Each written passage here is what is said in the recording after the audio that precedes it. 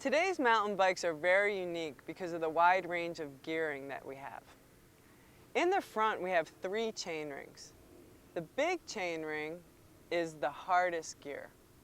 Big chain ring is often used for downhills or very fast flats. Next, we have the middle chain ring. Middle chain ring means a medium effort. Oftentimes, you'll be in your middle ring, especially for technical terrain. Then we have the smallest ring, or the granny gear. Granny gear helps us go uphill. In the back, we have 8 or 9 gear combinations, or cogs.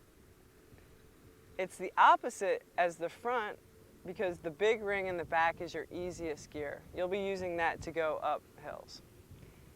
The smallest ring is the hardest gear in the back. Again, you'll be using that to go down hills.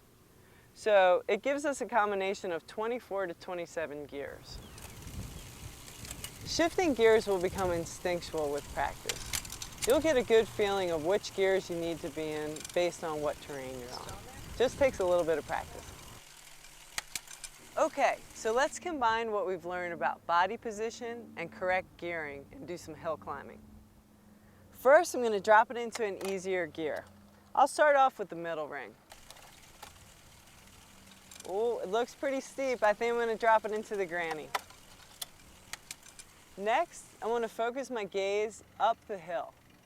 This will help me prepare for any obstacles or gear changes that I need to make. Also, I always look to the top of the hill, knowing that I can make it and thinking positively.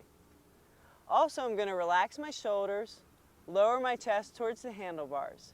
As I do this, I'll slide my hips forward. This prevents me from popping a wheelie. Now, if it's very technical, very steep, tough climb, I'll also lift my butt off the saddle. Not too much, because then I'll lose my traction in the rear wheel. But just hovering over that saddle, also engaging our strong upper body. Once you practice these things, you'll be so surprised at the hills that you can ride up. All right, Babs, great. As it gets steeper, slide your hips forward, crouch down, look to the top of the hill. Great, good job. As it gets steeper, slide forward a bit. You can still stay seated if you want. Great, excellent. Good.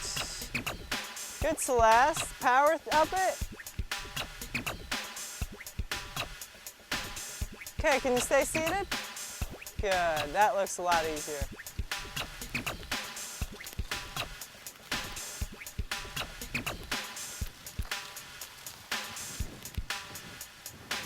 Okay, now that we've done all that work climbing up the hill, the fun comes in the descent.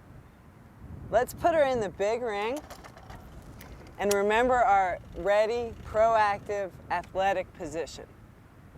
This means bent elbows and knees. Plus, as we descend, our weight will slide back. The steeper the hill, the more that weight has to go back. What this does is it prevents you from doing an endo, meaning going over the handlebars. It also puts traction on the rear wheel. Next, we always want to be gazing, looking ahead, thinking about what's coming up and what moves we're going to make. Remember, we can lift the front wheel, we can lift the rear wheel. We also just want to use that momentum to help the bike flow underneath us. We've learned that momentum and speed are our friends, but we always want to stay in control on a downhill. We do this by proper braking technique. The right brake is the rear, the left is the front. The best thing to do is brake evenly and steadily. Too much front brake causes that dreaded endo. Too much back brake causes a skid. Usually skidding means that we're out of control. Try feathering the brakes lightly, evenly. One finger braking is ideal. That way you can stay with a firm grip on the handlebars. Let's try this.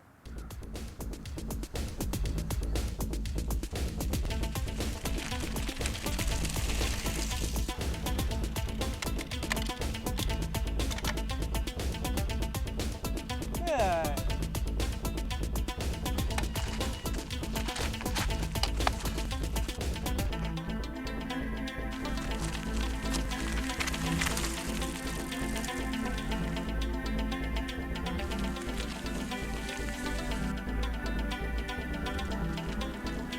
Good, Celeste. Look at those arms. Yeah.